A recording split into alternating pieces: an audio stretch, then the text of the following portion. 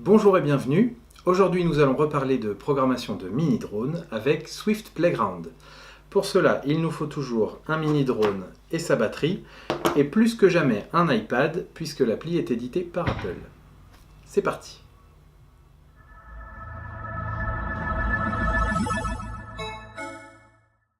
Swift Playground est une app plus complexe que Tinker. Tinker utilise des blocs et permet d'apprendre les bases de la programmation et de l'algorithmique. Playground est prévu pour apprendre un langage et donc on commence à écrire des lignes de code. L'app s'adresse donc à des pré-ados plutôt qu'à des jeunes enfants. Quand on lance Swift Playground, le premier écran nous permet d'intégrer les cours que l'on souhaite apprendre. La première chose à faire, c'est de descendre sur l'écran et d'aller sur Parcourir les abonnements. Parcourir les abonnements permet de récupérer les abonnements liés aux outils extérieurs à Swift Playground.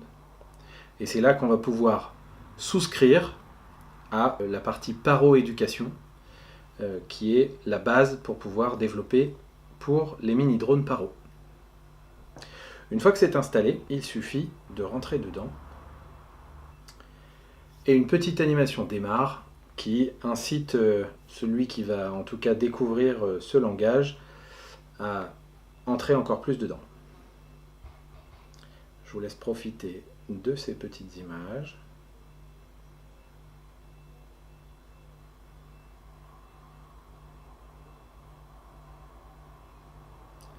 Et donc évidemment, le langage permet de contrôler l'ensemble des capacités du drone, le lacet, le tangage, le roulis, monter, descendre, etc., etc. La souscription permet de piloter un Rolling Spider, la gamme Airborne, un Mambo.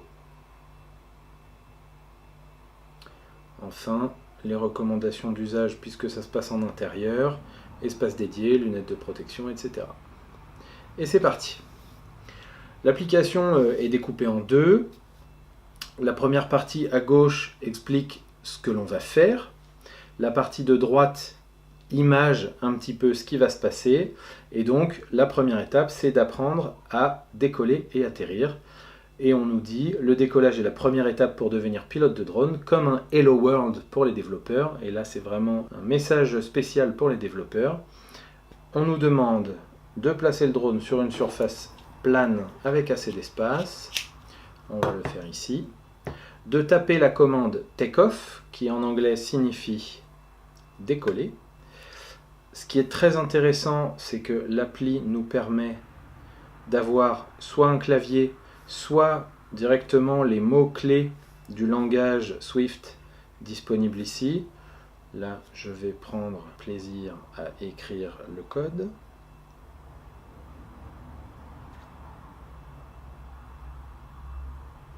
On nous dit ensuite qu'on peut taper Land pour se poser, mais ce n'est pas obligatoire. À la fin du programme, la dernière instruction que lancera Swift Playground, c'est l'atterrissage. Donc, pas besoin de taper l'instruction. Je vais néanmoins la taper. Et on nous dit enfin en point 4, pour ajouter un délai entre les commandes, on utilise une instruction qui s'appelle Wait, avec un paramètre qui est un entier et qui correspond au nombre de secondes que le drone va voler avant d'atterrir. Donc on va le faire atterrir 4 secondes. Et vous le voyez sur l'écran là, à chaque fois qu'on saisit quelque chose, s'il y a un paramètre qui est attendu par la fonction, notamment wait, une petite pop-up avec des chiffres sont apparus, avec un clavier, un pavé numérique est apparu, qui m'a permis de saisir le paramètre attendu. Et enfin, je vais faire land et les parenthèses. Je connecte mon drone en appuyant dessus, il détecte le Airborne qui est branché, on voit sur l'écran donc qu'il est disponible, que la batterie est pleine, et je vais exécuter mon code.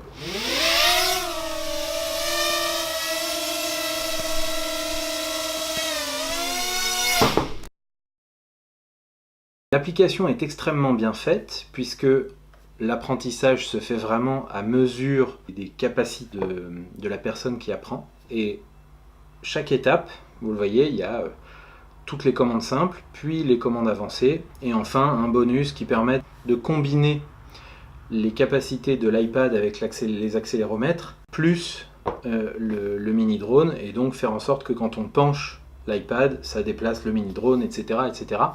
C'est extrêmement bien pour apprendre le langage, l'algorithmique aussi, malgré tout, puisque avec le défi carré vertical, on découvre les fonctions, comme on avait pu le voir avec Tinker dans la vidéo précédente.